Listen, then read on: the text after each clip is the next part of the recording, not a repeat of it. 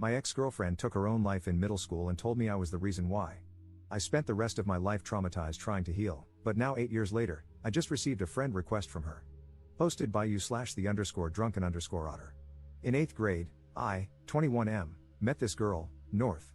She was in my band class, and the two of us hit it off. I asked her out on a movie date, and from there, we became boyfriend and girlfriend. She was my first girlfriend, and things were going alright, until her dad got a new job across the country in California. North moved away, but we decided to try long-distance dating through our freshman year. We were not built for long-distance dating. I couldn't protect her from bullies, hug her when she was crying, or tell her it was going to be alright when she told me about her depression. We got into arguments about God knows what but decided to keep the relationship going because her dad was trying to transfer back closer to our hometown. That was until she stopped texting me around Christmas, and her sister sent me a funeral program and asked me to come to California. North's sister told me that she had taken her own life because the bullying had become too much and that I wasn't there for her when she needed me. It broke my heart that I couldn't go to California for the funeral, and for the past 8 years, I've mourned her loss. I spent my entire high school career trying to rebuild myself from all the damage. I went to meetings for people who had lost family members and loved ones. I went to therapy for 4 years to help process the loss. I had to learn how to become dependable because I didn't want it to happen again. And after working on myself for 4 years, I asked out one of my classmates, Lucy. We started dating at the tail end of our senior year and are about to celebrate our 4-year anniversary in April.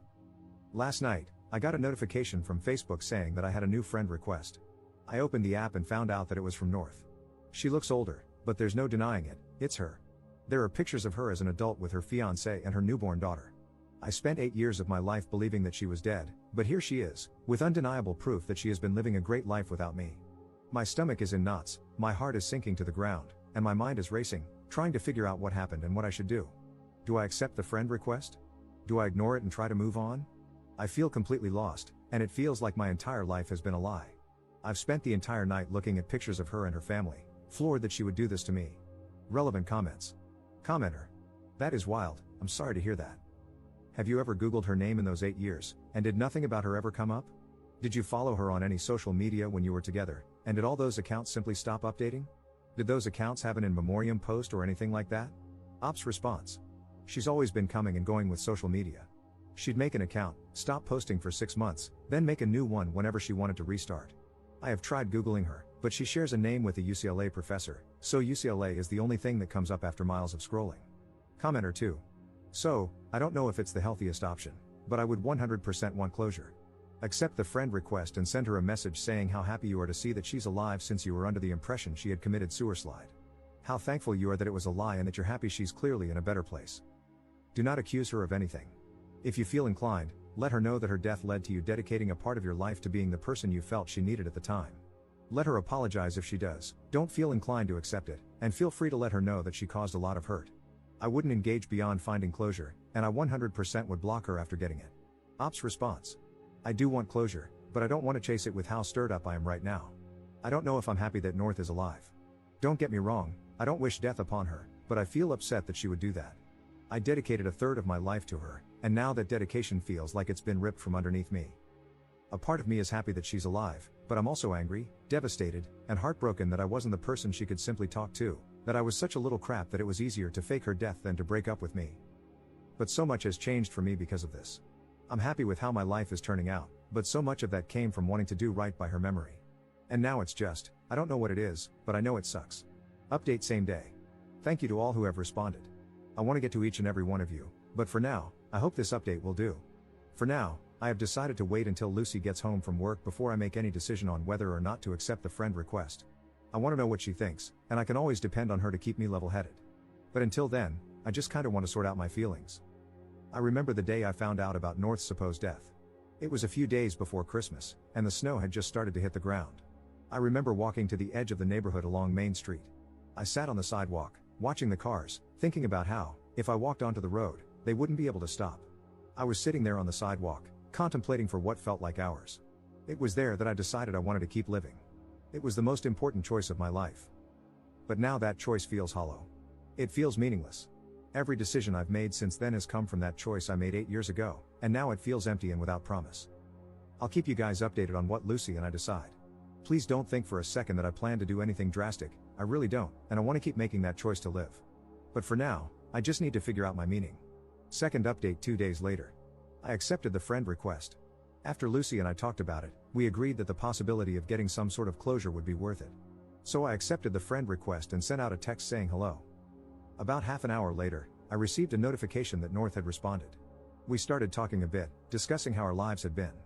Turns out, she and her fiancé were in town visiting family, and it made her think about all the hurt she had caused me. She said she wouldn't feel comfortable moving on with her relationship without knowing if I was okay. She tried to apologize, saying that we were dumb kids and that it seemed easier to ghost me instead of breaking up with me. She told me all about how, in some messed up teenage way, she thought that giving me an explanation for her ghosting me would make it easier for me to move on, so she and her sister concocted the whole story. I told her about the years of therapy, the years of loneliness, and how guilty I felt when I started dating again. I told her how I used to think she was the one for me, even through the nights of arguing, and that she had hurt me more than if she had just thrown me away. And I told her that, in some weird way, I'm thankful to her. Her death changed me for the better, and I would not be the man I am today if it weren't for her. I then texted, having said that, I will not accept your apology. It's a shallow attempt to free your guilty conscience before you get married. If you were really sorry, you would have said something sooner, you would have apologized sooner, or you wouldn't have done it at all.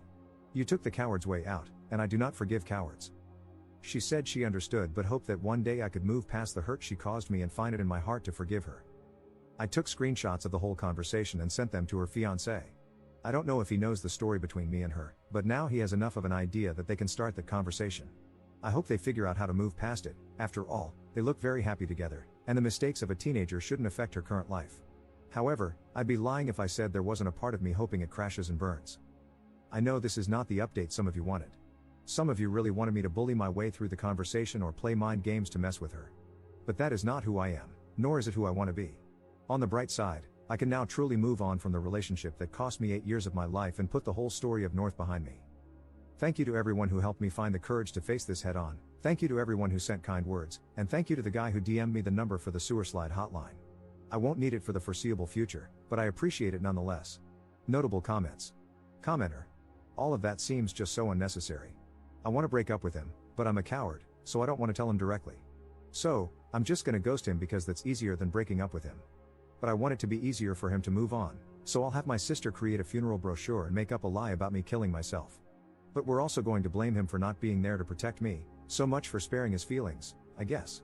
I'm also going to invite him to my non-existent funeral, and phew, thank God he didn't try to come at all, that would have been really awkward. Commenter 2. There is 0% chance that the intent was to make it easier for him to let her go. It was to hurt him because she was mad at him. She was mad that he could not be physically present. That's why her sister said she killed herself, because he couldn't be there for her.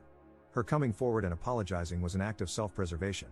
She was visiting her hometown with her fiancé, and if they ran into each other, it would cause quite a scene. She needed to make sure she smoothed things over before that could happen. She is a malignant soul.